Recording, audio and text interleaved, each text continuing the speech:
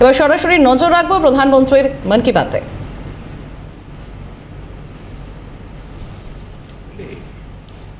Social media पर एक video ने मेरा ध्यान खींचा।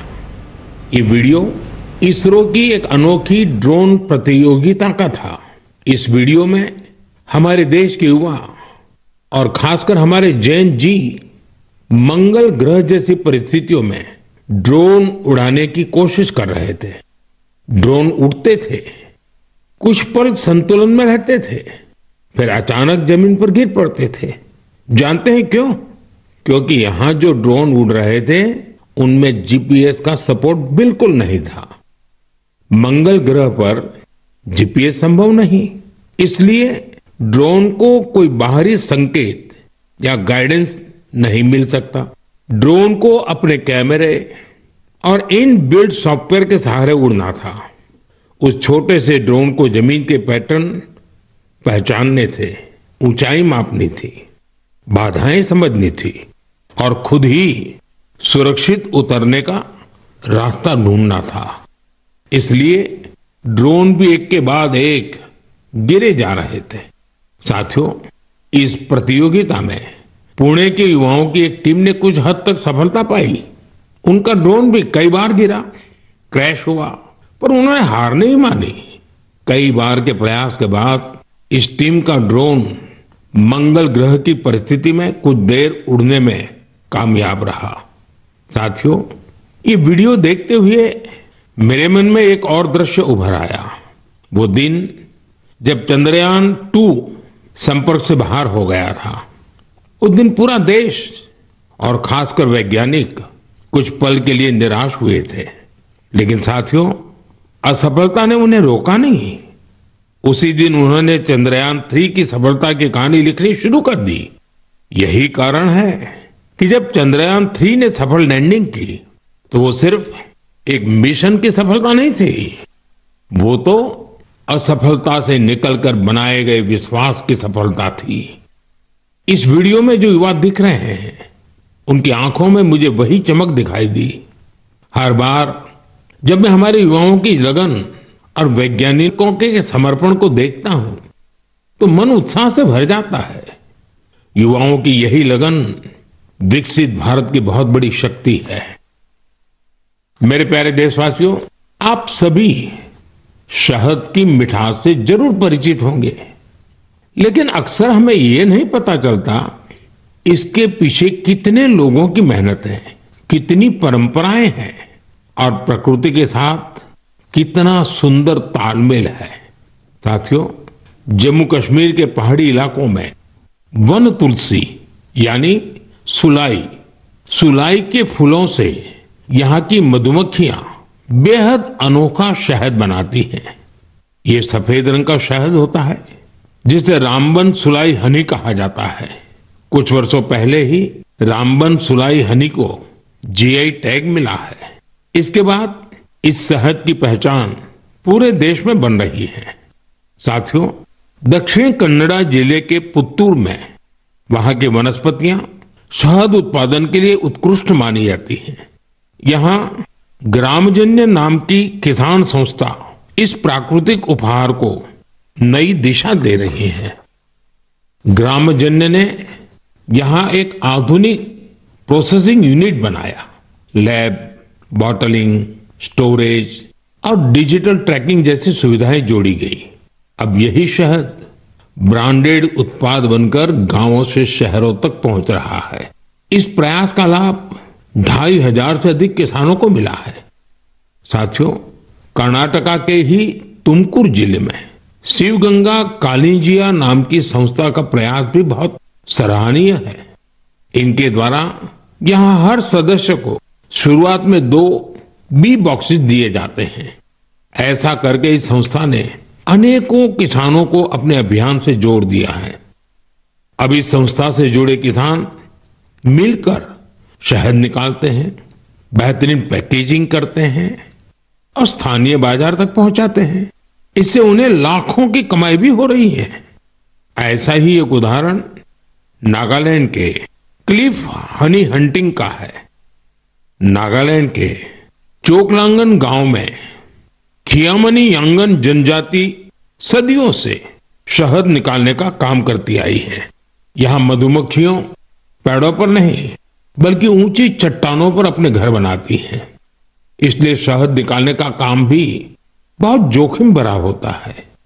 इसलिए यहाँ के लोग मधुमक्खियों से पहले सौम्यता से बात करते हैं, उनसे अनुमति लेते हैं, उन्हें बताते हैं कि आज वे शहद लेने आए हैं। इसके बाद शहद निकालते हैं। साथियों, आज भारत हनी प्रोडक्शन में नए रिकॉर्ड बना रहा है। 11 साल पहले देश में हनी का उत्पादन 74,000 मैट्रिक टन था। अब ये बढ़कर 1.5 लाख मैट्रिक टन से भी ज्यादा हो गया है। बीते कुछ वर्षों में शहद का एक्सपोर्ट भी 3 गुना से ज्यादा बढ़ गया है। हनी मिशन कार्यक्रम के तहत खादी ग्रामोद्योग ने भी 2.25 लाख से ज्यादा बी बॉक्सेस लोगों में बांटे हैं। इससे हजारों लोगों को रोजगार के नए अवसर मिले हैं। यानी देश के अलग अलग कोनों में शहद की मिठास भी बढ़ रही है और ये मिठास किसानों की आय भी बढ़ा रही है। मेरे प्यारे देशवासियों, हरियाणा के कुरुक्षेत्र में महाभारत का युद्ध हुआ था, ये हम सभी जानते हैं। लेकिन युद्ध के इस अनुभव को अब आप वहां महाभारत अनुभव केंद्र में भी साक्षात महसूस कर सकते हैं। इस अनुभव केंद्र में महाभारत की गाथा को 3D light and sound show और डिजिटल टेक्निक से दिखाया जा रहा है। 25 नवंबर को जब मैं कुरुक्षेत्र गया था तो इस अनुभव केंद्र के अनुभव ने मुझे आनंद से भर दिया था। साथियों, कुरुक्षेत्र में ब्रह्म सरोवर पर आयोजित अंतर्राष्ट्रीय गीता महोत्सव में शामिल होना भी मेरे लिए बहुत विशेष रहा। मैं ये देखकर बहुत प्रभावित हुआ कि कैसे दुनिया भर के लोग दिव्य ग्रंथ गीता से प्रेरित हो रहे हैं। इस महोत्सव में यूरोप और सेंट्रल एशिया सहित विश्व के कई देशों के लोगों की भागीदारी रही। इस महीने की शुरुआत में सऊदी अरब में पहली बार किसी सार्वजनिक मंच पर गीता की प्रस्तुति की गई है। यूरोप के लातविया में भी एक यादगार गीता महोत्सव आयोजित किया गया। इस महोत्सव में लातविया, एस्टोनिया, लिथुआनिया और अल्जीरिया के कलाकारों ने बढ़ चढ़ करके हिस्सा लिया। साथियों, भारत की महान संस्कृति में शांति और करुणा का भाव सर्वोपरि रहा है। आप दूसरे विश्व युद्ध की कल्पना कीजिए, जब चारों ओर विनाश का भयावह माहौल बना हुआ था। ऐसे मुश्किल समय में गुजरात के नवानगर के जाम साहब महाराजा दिग्विजय सिंह जी ने जो महान कार्य किया वो आज भी हमें प्रेरणा देता है। उस समय जाम साहब किसी सामरिक गठबंधन या युद्ध की रणनीति को लेकर नहीं सोच रहे थे, बल्कि उनकी चिंता ये थी कि कैसे विश्व युद्ध के बीच पोलिश यहूदी बच्चों की रक्षा हुई। उन्होंने गुजरात में तब हजारों बच्चों को शरण देकर उन्हें नया जीवन दिया, जो आज भी एक मिसाल है। कुछ दिन पहले दक्षिणी इजराइल के मोशाव नेवातिम में जाम साहब की प्रतिमा का अनावरण किया गया। यह बहुत ही विशेष सम्मान था। पिछले वर्ष पोलैंड के वार्सो में मुझे जाम साहब के स्मारक पर श्रद्धा सुमन अर्पित करने का सौभाग्य मिला था। मेरे लिए वो क्षण अविस्मरणीय रहेगा। मेरे प्यारे देशवासियों, कुछ दिनों पहले मैं नेचुरल फार्मिंग के एक विशाल सम्मेलन में हिस्सा लेने कोयम्बटूर गया था। दक्षिण भारत में नेचुरल फार्मिंग को लेकर हो रहे प्रयासों को देखकर मैं बहुत प्रभावित हुआ। कितने ही युवा हाईली क्वालिफाइड प्रोफेशनल अब नेचुरल फार्मिंग फील्ड को अपना रहे हैं। मैंने वहां किसानों से बात की, उनसे अनुभव जाने। नेचुरल फार्मिंग भारत की प्राचीन परंपराओं का हिस्सा रही है और हम सभी का कर्तव्य है कि धरती मां की रक्षा के लिए इसे निरंतर बढ़ावा दें। साथियों, विश्व की सबसे पुरानी भाषा और विश्व के सबसे प्राचीन शहरों में से एक शहर इन दोनों का संगम हमेशा अद्भुत होता है। मैं बात कर रहा हूं काशी तमिल संगमम की। 2 दिसंबर से काशी के नमो घाट पर चौथा काशी तमिल संगमम शुरू हो रहा है। इस बार के काशी तमिल संगमम की थीम बहुत ही रोचक है, लर्न तमिल, तमिल करकलम। काशी तमिल संगमम उन सभी लोगों के लिए एक महत्वपूर्ण मंच बन गया है जिन्हें तमिल भाषा से लगाव है। काशी के लोगों से जब भी बात होती है तो वो हमेशा बताते हैं कि काशी तमिल संगमम का हिस्सा बनना उन्हें बहुत अच्छा लगता है। यहाँ उन्हें कुछ नया सीखने और नए नए लोगों से मिलने का अवसर मिलता है। इस बार भी काशीवासी पूरे जोश और उत्साह के साथ तमिलनाडु से आने वाले अपने भाई बहनों का स्वागत करने के लिए बहुत उत्सुक हैं। मेरा आप सभी से आग्रह है कि आप काशी तमिल संगमम का हिस्सा जरूर बने।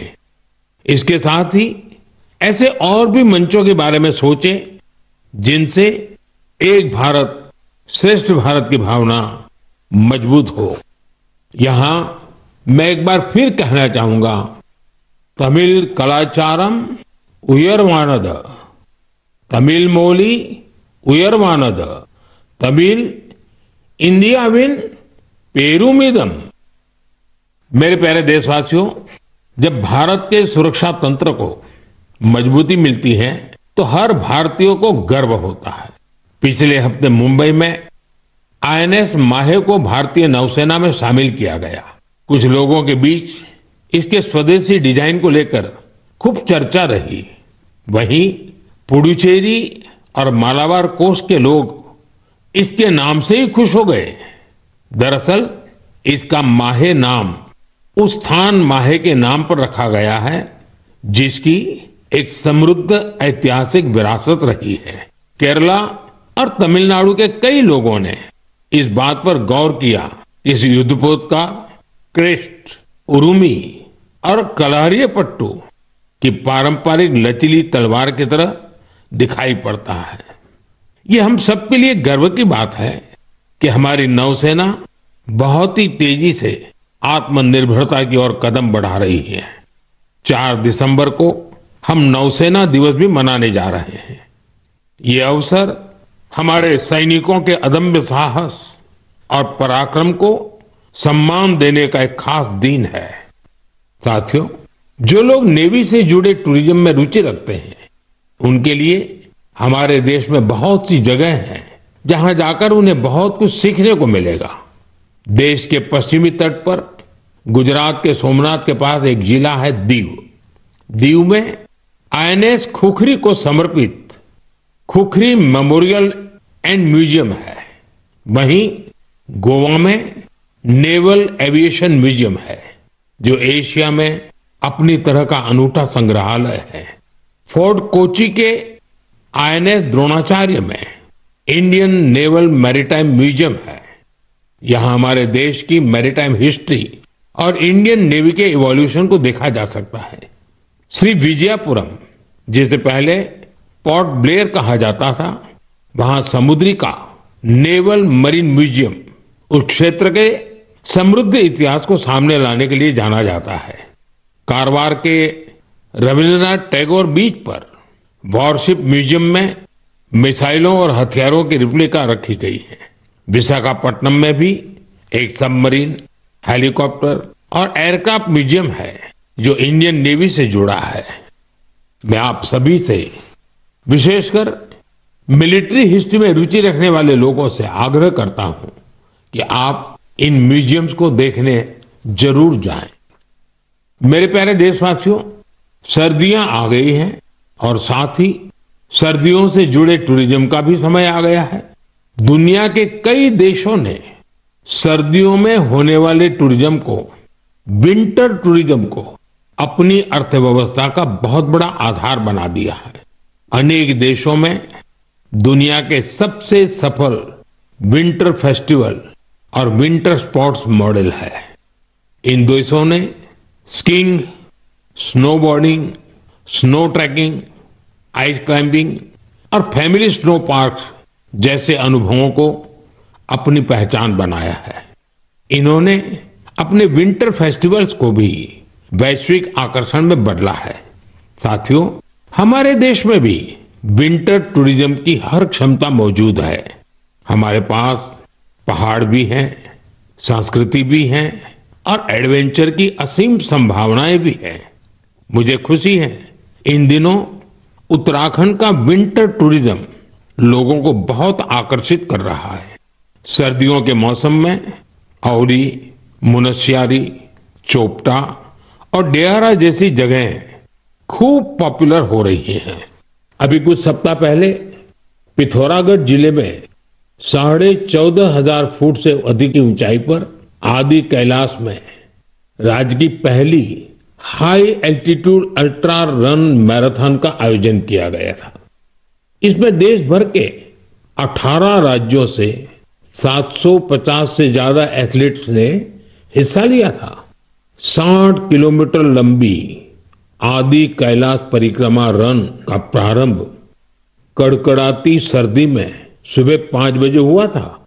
इतनी ठंड के बावजूद भी लोगों का उत्साह देखते ही बनता था। आदि कैलाश की यात्रा पर जहां 3 साल पहले तक मात्र 2000 से कम पर्यटक आते थे, अब यह संख्या भी बढ़कर 30,000 से अधिक हो गई है। साथियों, कुछ ही हफ्तों में उत्तराखंड में विंटर गेम्स का आयोजन भी होना है। देश भर के खिलाड़ी, एडवेंचर प्रेमी और खेलों से जुड़े लोग इस आयोजन को लेकर उत्साहित हैं। स्कीइंग हो या स्नोबोर्डिंग, बर्फ पर होने वाले कई खेलों की तैयारियां शुरू हो चुकी हैं। उत्तराखंड ने विंटर टूरिज्म को बढ़ाने के लिए कनेक्टिविटी और इंफ्रास्ट्रक्चर पर भी फोकस किया है। होम स्टे को लेकर नई पॉलिसी भी बनाई गई है। साथियों, सर्दियों में बेड इन इंडिया अभियान की भी अलग धूम होती है। सर्दियों की सुनहरी धूप हो, पहाड़ से उतरते कोहरे की चादर हो, डेस्टिनेशन वेडिंग के लिए पहाड़ भी अब खूब पॉपुलर हो रहे हैं। कई शादियां तो अब खास तौर पर गंगा